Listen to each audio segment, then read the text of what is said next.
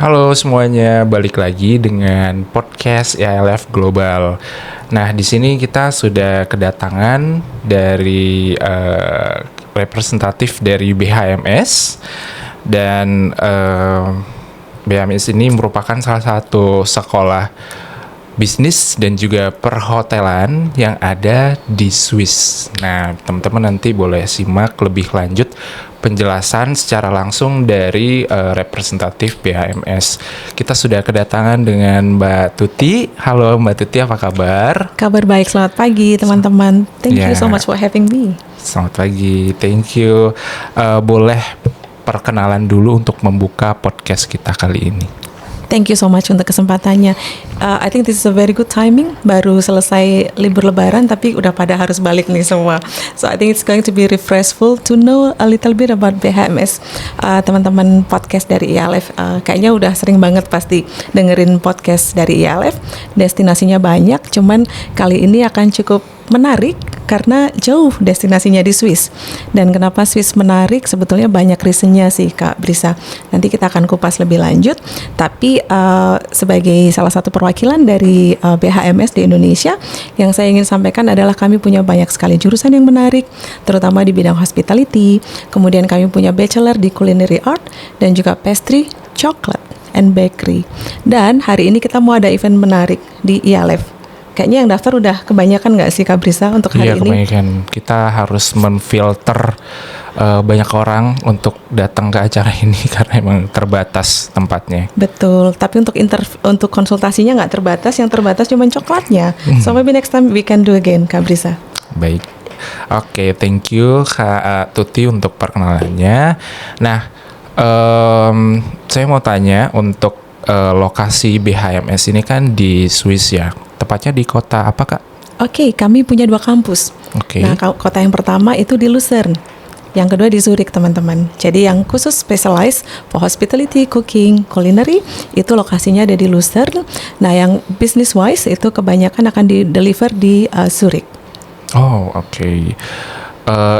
Di Swiss sendiri kan merupakan kota yang mewah lah ya istilahnya ya, luxury gitu.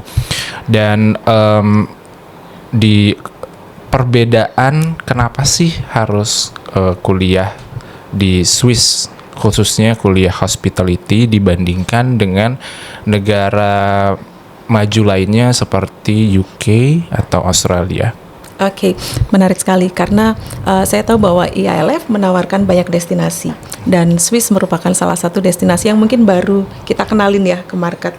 Sementara Australia dan UK sudah lebih dulu ada di market. Nah, Swiss kalau misalnya kita nanya impression orang pertama kali, mungkin boleh nanya juga ke Kak Brisa. Kalau bicara mengenai Swiss, what is in your mind? Was that the beautiful of the country, coklat, Rolex, atau mungkin luxury-nya? Kira-kira apa yang ada di pikiran Kak Brisa kalau kita ngomong kata Swiss?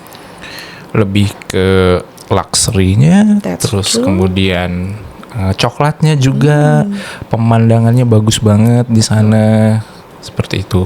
Ya, semuanya benar sih teman-teman. Jadi semua itu tercover di Swiss. Jadi kalau bicara mengenai hospitality, Swiss education are very famous in terms of the hospitality wise. Kenapa? Karena memang course delivery-nya bagus banget, terutama mengenai method of study. Jadi yang menarik dari study di tempat kami di BHMS dan terutama di most of Swiss education, siswa S1 mereka belajar S1 selama 3 tahun.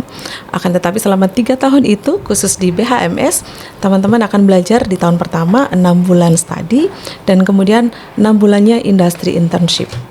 Tahun kedua demikian, tahun ketiga juga seperti itu. Jadi itu salah satu strength point yang kami miliki.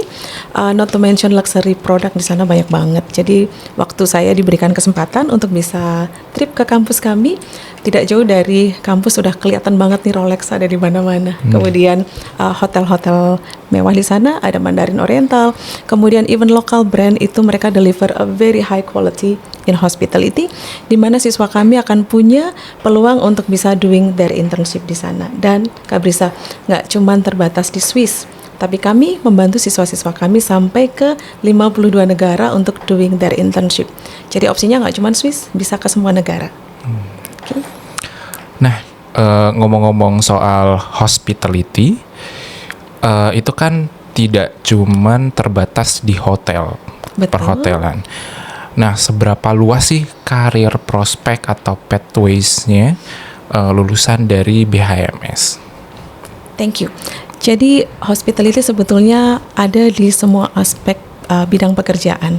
Education misalnya, pendidikan sangat dekat dengan hospitality. Kemudian bidang jasa yang lain seperti bank, office, perkantoran yang lain-lain, dan hotel.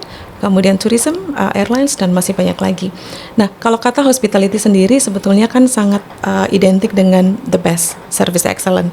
Jadi bidang apapun yang mengedepankan the best service excellent, I do believe that's going to be well survive in the market dan akan bisa memberikan outcome terbaik. Lulusan kami tidak hanya diharapkan bekerja sebagai chef, bekerja sebagai frontliner, housekeeping atau semua departemen yang ada di hotel, tapi outcome yang lebih jauh adalah mereka bisa pursue their professional career very fast. Kenapa? Karena lulusan kami dalam 2-3 tahun mereka sudah ada di management position.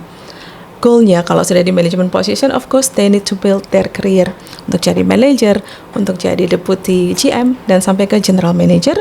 Lebih jauh lagi sebetulnya orang tua akan sangat bangga kalau misalnya mereka punya tujuan supaya anak-anak mereka bisa menjadi pewaris perusahaan atau melanjutkan bisnisnya. Kenapa? Karena terutama kalau bisnisnya di bidang hospitality, hotel, tourism, dan masih banyak lagi. Dengan mereka belajar dan juga doing internship, mereka akan belajar langsung hands-on practical learning. Dan itu akan membantu sekali untuk mereka bisa menjadi the best leader di company mereka sendiri. Jadi outcome-nya luas, mau jadi entrepreneur bisa, mau jadi profesional di bidang apapun, tidak terbatas hanya di hotel, bisa di bank, dan banyak industri yang lain. Oke, wah keren sekali ya. Aku penasaran tentang alumni dari BHMS. Mungkin Kak Tuti bisa ceritakan perjalanan alumni dari BHMS. Apakah setelah lulus bekerja di global hotel groups atau malah buka bisnis sendiri, misalnya family business di home country kayak gitu, atau seperti apa? Mungkin bisa diceritakan. Oke, alumni kami berasal dari berbagai macam background. Ada yang berasal dari profesional, mereka yang mungkin lulus S1, mereka bekerja di hotel, di bidang F&B, room division atau frontliner. Kemudian mereka mau top up their career dengan mengambil S2 di tempat kami. Ada yang orang tuanya pemilik hotel, ada juga yang memang mereka sometimes berasal dari background belajar bisnis, tapi mau specialize more into hospitality ataupun ambil MBA. Nah, the best thing about studying with us, karena memang di komponen studinya itu nggak cuma belajar, tapi ada internship. Internship membuka peluang untuk siswa kami bisa bekerja lebih lanjut setelah mereka lulus S1 atau S2 dari BHMS. Jadi kalau di Swiss itu Kak Brisa, ada yang namanya Young Professional Program. Yang Professional Program ini baru diluncurkan oleh government Switzerland, dan yang menarik adalah di Southeast Asia yang mendapatkan kesempatan untuk bisa apply visa tersebut hanya siswa dari Indonesia dan Filipina. Which is means anak-anak Indonesia yang punya degree dari Swiss, dari BHMS, itu mereka bisa apply for Young Professional. Mereka bisa apply for the job first, kemudian apply visanya untuk stay back di sana selama 18 bulan dan income-nya bagus banget. Kalau di Swiss itu standar gaji atau UMR-nya untuk full-time worker itu sekitar 4.500 sampai 5.000 Swiss franc, which is kalau di Indonesia apalagi sekarang currency-nya lagi cukup tinggi, 21 something, so it's going to be more than 100 million, 100 juta rupiah per bulan. That's a very good salary base. Wow, tinggi banget ya teman-teman. A lot. Jadi bisa digunakan untuk mungkin bisa keliling negara Eropa juga gitu ya, bisa healing. Nah, kita ngomongin soal internship nih, internship. Nah, apakah internshipnya paid, dibayar di sana, dan kira-kira berapa sih penghasilan selama internship ya, per tahun atau per semester, dan kemudian apakah siswa bisa internship di hotel-hotel mewah seperti itu, kayak misalnya Michelin star restaurants or 5-star luxury hotel kayak gitu, atau seperti apa? Oke, sebetulnya selalu menarik kalau kita bicara mengenai internship karena itu adalah salah satu strength point dari study in hospitality stream. Kenapa? Karena bidang hospitality menawarkan banyak sekali peluang untuk internship bahkan full time employment setelah siswa lulus. Nah, yang saya sangat bangga nih dengan BHMS adalah kami menggaranti internship. Kata guarantee di sini teman-teman harus menerjemahkan sebagai it is a mutual effort. Bukan cuma BHMS yang mencarikan, teman-teman siswa do nothing, not like that. Jadi harus ada mutual effort di mana siswa harus konsultasi dengan tim internship kami dari awal. Kemudian dari situ mereka akan diarahkan karena siswa harus menyampaikan keinginan mereka seperti apa. Saya maunya internshipnya di F&B. Saya maunya di kitchen atau frontliner, marketing, or whatever department. Nah, dari situ akan terjadi komunikasi di mana tim kami akan membantu mengarahkan. Kemudian siswa harus meng-create CV-nya dengan guidance dari tim internship kami. Kemudian ada interview dan kami akan memberikan the best fit for the students. Kira-kira untuk requirement yang students inginkan itu akan diarahkan ke hotel mana, dan hotelnya luas sekali. Mulai dari mungkin local brand sampai dengan 5-star hotel atau even the best one is working atau doing internship at the luxury brand in Switzerland, which is that's a lot. Wow, oke. Kalau misalnya dari segi internship aja bayarannya udah tinggi, kemudian setelah lulus pun salary-nya juga cukup tinggi, lalu ROI-nya seperti apa? Apakah cukup menguntungkan gitu kan? Karena seperti yang kita tahu ya, education is one of the investment instruments, right? Jadi seperti apa? Apakah timbal baliknya lebih menguntungkan atau so-so aja? Oke. Saya rasa hospitality salah satu jurusan terbaik di mana siswa-siswa harus pilih nih kayaknya. Kenapa? Karena belajar bisnis specialized in hospitality sebetulnya memberikan banyak sekali benefit. Tadi saya belum menjawab pertanyaannya Kak Brisa yang terkait dengan salary pada saat internship. Internship diberikan di tahun pertama, kedua, dan ketiga. Dan during internship salary-nya sekitar 2.390 Swiss franc, which is still very big, almost 50 million, I guess it's 50 million in a month. Dan itu cukup untuk mengcover biaya hidup dan tax. Jadi biaya hidup per bulan itu akan tercover dari internship salary di bulan tersebut. Dan masih ada surplusnya nih Kak Brisa. Rata-rata keuntung margin untuk kelebihan dari internship dikurangi dengan biaya itu cukup besar, per bulan sekitar 1.500 Swiss franc atau 30 jutaan. Jadi dalam 6 bulan siswa most likely mereka bisa nabung sekitar 9.000 Swiss franc. Kalau di Indonesia mungkin sekitar 180 sampai dengan 200 juta selama 6 bulan internship di tahun pertama.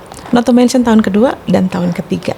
Dan setelah itu masih ada peluang untuk bisa apply yang profesional. Makanya kami suka mengarahkan siswa untuk kalau misalnya 3 tahun nih di Swiss, kalau bisa magangnya di tempat yang dimana dia bisa melihat peluang bahwa dia akan dapat sponsor atau pekerjaan setelah lulus, supaya bisa apply yang professional visa.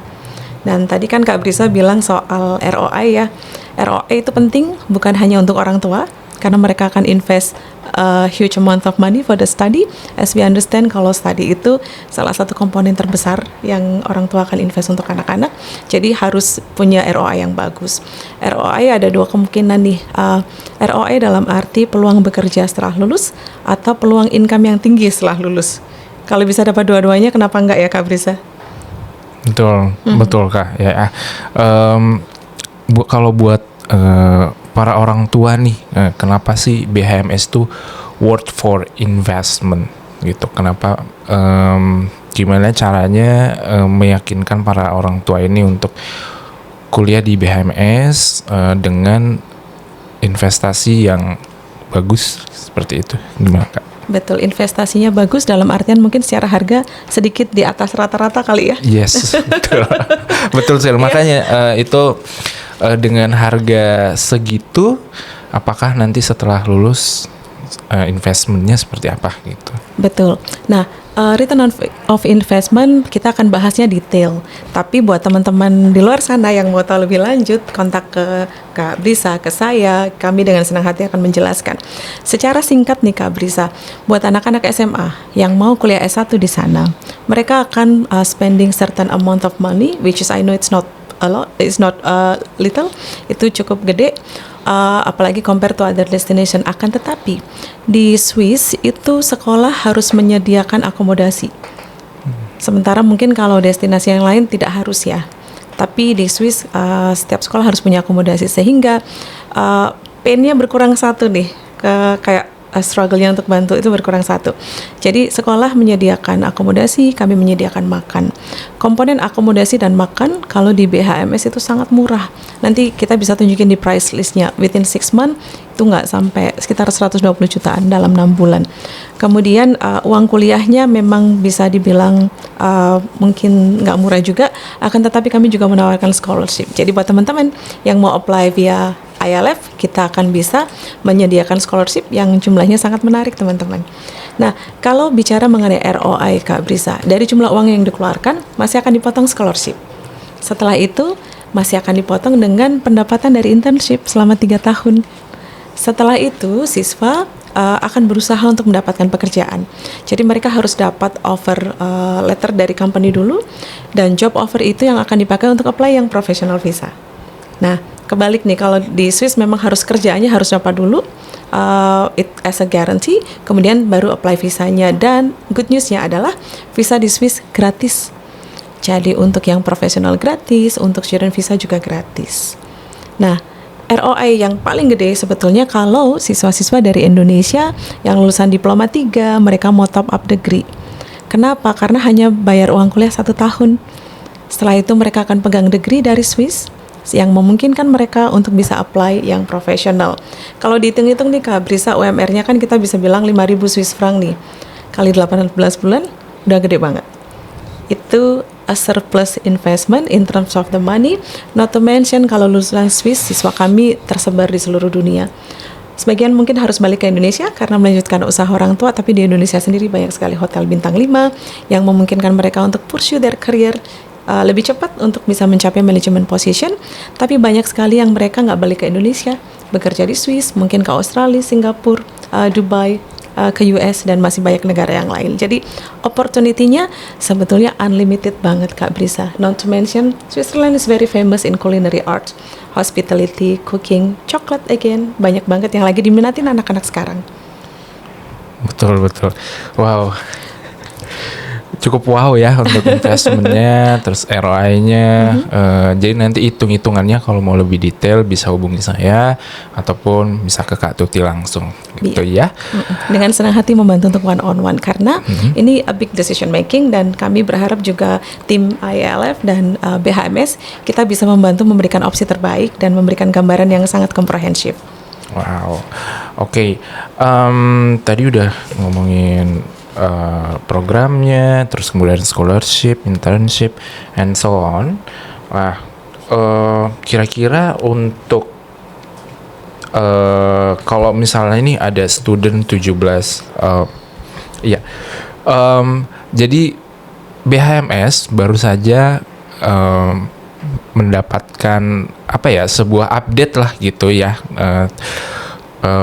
Bulan ini gitu. Nah, ada update penting dari BHMS, mungkin bisa disampaikan oleh Kak Tuti, update penting mengenai BHMS. Oke, jadi podcast ini hanya direncanakan 2 hari. Kenapa? Karena kami punya update penting, sehingga thank you for having us. Sorry, yes. This is a joke. So, kami baru saja menerima pengumuman bahwa BHMS adalah ranking 12 di dunia untuk hospitality and leisure management. Dari ranking 32, dalam 1 tahun kami jump in jauh banget. So, expectation next year akan naik lebih tinggi lagi Kak Brisa. Ranking secara pendapat secara umum mungkin sesuatu yang sangat penting. Tapi memang sebelumnya kami tidak menempatkan ranking sebagai priority. Kenapa? Karena priority kami adalah helping our students to achieve their dream career, membantu mereka dengan sepenuh hati, mendukung mereka pada saat internship dan study, dan kalau murid kami mendapatkan karir sesuai dengan impian mereka, itu goal kami tercapai. But then again, dengan semua support dari teman-teman agent, dari seluruh siswa, stakeholders, kami mendapatkan ranking yang jauh lebih tinggi dibandingkan tahun lalu, which is we are at 12 in the world by QS now. Yay. Wow. Berarti ini pun rankingnya by QS ya. Betul. By QS dan secara global gitu ya teman-teman. Jadi bukan secara regional. Nah, pertanyaan terakhir dalam satu kalimat atau satu paragraf, kenapa BHMS dan kenapa Swiss? Oke. Kenapa BHMS? Kami the most logical option. Kenapa? Karena secara harga kami di tengah dan kami punya quality yang bagus sekali. Lokasi kami di tengah kota. Kalau teman-teman datang ke Lucerne, turun dari train station cukup jalan kaki. Aksesnya ke 3 kampus kami. Lucerne salah satu kota yang paling sering divisit di Switzerland. Even buat orang Swiss sendiri, Lucerne dibilang kota yang paling cantik. Kemudian kampus kami yang di Zurich, lokasinya juga dekat sekali dengan train station. Di sekitarnya udah banyak banget company, big company yang mereka memang beroperate secara international standard di sana. Jadi kalau combining the education dan opportunity untuk doing internship, I do believe that we are the best option untuk Indonesian student yang mau belajar ke Swiss. Oke, itu dia ya tentang BHMS dan juga tentang Swiss. Buat teman-teman yang ingin tanya-tanya lebih detail mengenai BHMS, mengenai Swiss, ataupun mengenai hospitality itu sendiri, boleh kontak ILF. Counselor kita akan bantu teman-teman dari A sampai Z. Dan atau bisa juga langsung ke Kak Tuti bertanya one-on-one consultation and so on. Dan kita tunggu lagi ke ILF Global Podcast selanjutnya. Bye-bye. Bye, terima kasih semua.